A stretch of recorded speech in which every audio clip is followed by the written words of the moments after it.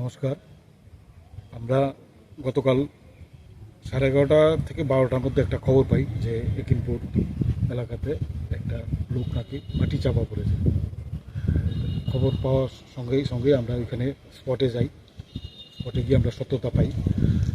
তারপরে আমরা পিডাব্লিউ থেকে সাহায্য নিয়ে জেসিবি নিয়ে ওই লোকটাকে আমরা উদ্ধার করি। একজন লোক, ওনার নাম রতন ভৌমিক। ওনার স্পটে ওনার মৃত্যু হয়।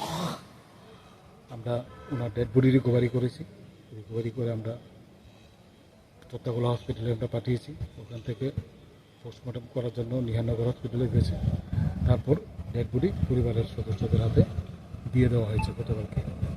ওনার পরিবারের সদস্যরা কে কে আছেন? পরিবারের তার 4 জন সদস্য। ওনার এক ছেলে এক মেয়ে। বর্তমান মেয়ে বড়, এবার মেয়েটা ক্লাস 12 পরীক্ষা দিয়েছে এবছর, আর ক্লাস 5-এ পড়ে ওনার ছেলেটা। কি করতো রতন ভূমি? Ratan day labour. সরকারিভাবে ওনার কোন এবং সহযোগিতা? ডিজাস্টার গাইডলাইন অনুযায়ী ওনাকে আমাদের রিপোর্ট আসার পরে ওনার ডেথ সার্টিফিকেটের রিপোর্ট আসবে, ল্যান্ডস্লাইডে ওনার মৃত্যু হয়েছে।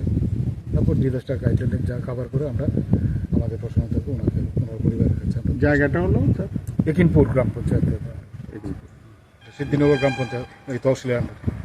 ধন্যবাদ।